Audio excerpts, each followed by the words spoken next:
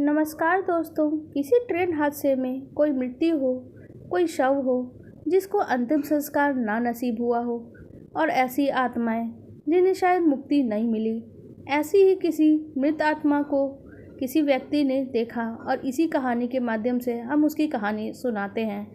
उसे ट्रेन यात्राएं पसंद है। असल में उसका मानना है कि ट्रेन की यात्राओं में एक फ़ायदा ये है कि समय समय पर आप अलग अलग संस्कृतियों से रूबरू होते हैं। लंबी यात्राओं में ये एक खूबसूरत फ़ायदा है।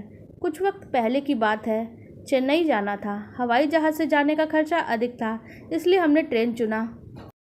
हम दोनों ने पटना से हावड़ा गया जन शताब्दी और फिर वहाँ से शालीमार शाम को। वहीं से ट्रेन थी चेन्नई के लिए। वो ट्रेन भी कोई साधारण ट्रेन नहीं थी, कोरोमंडल एक्सप्रेस थी, जो पिछले साल दुर्घटनाग्रस्त हो गई थी। किस्मत से यात्रा की तारीख भी 2 जून ही थी।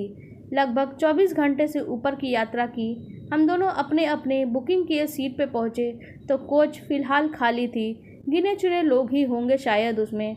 थका हुआ थोड़ा, इसलिए मुझे नींद आ गई। जब आँख खुली तब तक ट्रेन भुवनेश्वर से थोड़ी दूरी पे थी। हम दोनों ने अपना खाना खाया और दोबारा सो गए। अंधेरी रात में सोने के अलावा कुछ खास आप कर भी नहीं सकते। लगभग रात 2 बजे आँख खुली। ज्ञात नहीं ट्रेन कहाँ पर थी। उस वक्त हम वॉशरूम की तरफ गए।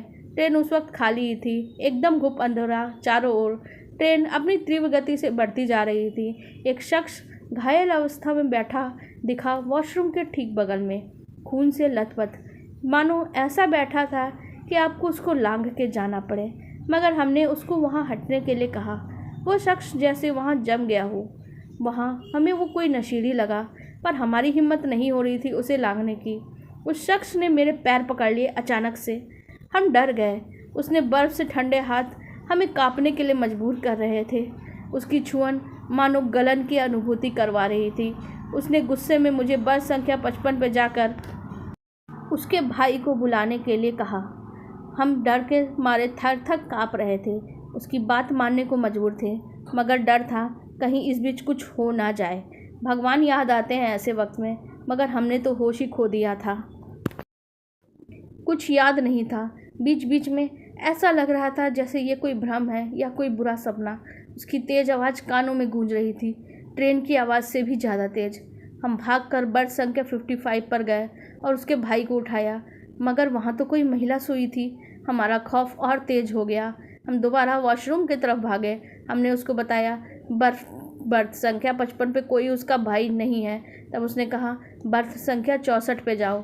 उसने अपनी बर्थ बदल दी थी। उसका बैग मगर बर्थ संख्या 55 के पास ही है। उसने केवल अपना बर्थ बदला है। हम जब बर्थ संख्या 64 पे गए तो उसके भाई को उठाया। मैंने उससे कहा, आपका भाई घायल बैठा है वॉशरूम के पास, आपको बुला रहा है, वो खून से लथपथ है, तुरंत हमारे साथ चलिए। मगर उसके भाई ने जिज्ञासा भरी नज़रों से मुझे देखा, क्योंकि उसने कहा, मेरे भाई की मृत्यु तो बहुत पहले हो चुकी है।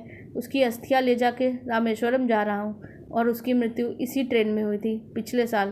पर तुमने मेरे भाई को कहाँ देखा? हमने उसको अपने साथ आने को कहा। वह शीघ्र वॉशरूम की तरफ भागा, मगर वहाँ कोई नहीं था। ना टपकते खून से सने फर्श, ना ही वो भाई।